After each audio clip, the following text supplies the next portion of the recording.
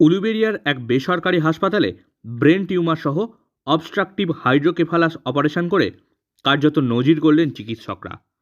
জানা গেছে, মুর্শিদাবাদ জেলার সাগরদিঘির বাসিন্দা রাকবুল শেখের কয়েক মাস আগে ব্রেন টিউমার ধরা পড়ে। স্থানীয় এলাকায় চিকিৎসার পর তাকে চিকিৎসার জন্য কলকাতায় নিয়ে যাওয়া হয়, কিন্তু কলকাতার সরকারি মেডিকেল কলেজে সিট না থাকায় ভর্তি করা সম্ভব হয়নি।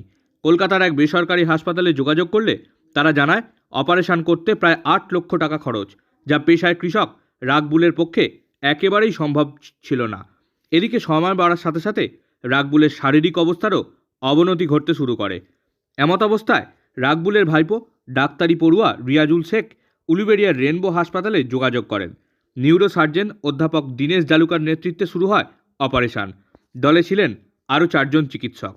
দীর্ঘ প্রায় 5 ঘন্টার লড়াই শেষে সফল হন চিকিৎসকরা। সফল অস্ত্রোপচারের পর আপাতত সুস্থ আছেন বছর 63-র রাকবুল।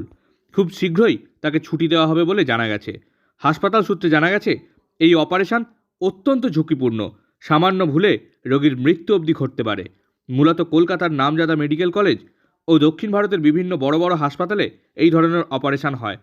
উলুবেড়িয়ার মতো মহকুমা শহরের বেসরকারি হাসপাতালে এহেন অপারেশন নামমাত্র খরচে এবার সফলভাবে করে দেখালেন চিকিৎসকরা। টিউমারটা বিরাট বড় টিউমার ছিল, কোষ্ঠীয় ফসল ছিল, তো সেটা আমরা এখানে করেছি। পুরো আমাদের টিম এখানে সব মিলে আমরা এখানে অপারেশনটা করলাম। Patient same day post operative patient ভালো হয়ে গেছে, নেক্সট দিন বি ভালো। এখন 1 সপ্তাহ পুরো হয়ে গেছে, পেশেন্ট মোটামুটি হাঁটা চলা সব কিছুই করতে পারছে। বিশাল রিস্কি অপারেশন এটা। অ্যাকচুয়ালি একটু ভুল হয়ে গেলেই, একটুখানি মানে কি ভাগ্য খারাপ থাকলেই পুরোটাই ব্লিড এরকম করে কি পেশেন্টকে বাঁচানো মুশকিল হয়ে যায়। লাইফ রিস্কি অপারেশন, বিরাট বড় অপারেশন, লাইফ রিস্কি অপারেশন।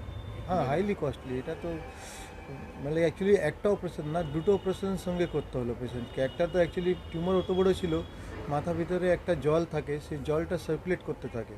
তো টিউমারটা ওই জলটা সার্কুলেশনে চাপ দিচ্ছিল, তো সেটার জন্য একটা মাথা ভিতরে মেশিন বসিয়ে ওই জলটাকে পেটে ডাইভার্ট করা হলো, তারপরে অপারেশনটা স্টার্ট করা হলো মাথায়। তো দুটো অপারেশন করতে হলো পেশেন্টকে।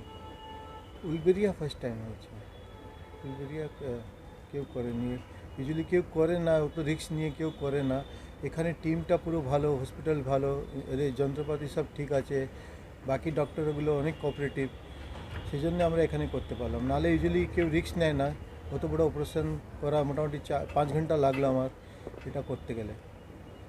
4 মাস আগে রাত্রিবেলায় আসছিল বাড়ি সাইকেলে, কোনো কারণে সাইকেল থেকে পড়ে যায় রাস্তায়, দিয়ে মাথায় চোট লাগে।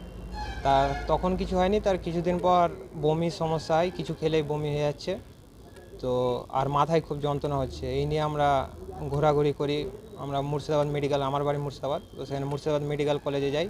সেখানে 4 দিন পেশেন্ট ভর্তি ছিল, সেরকম কোনো রেসপন্স হয়নি। তারপরে আমরা কাকার কন্ডিশন দেখে আমরা কলকাতায় আসি পিজিতে।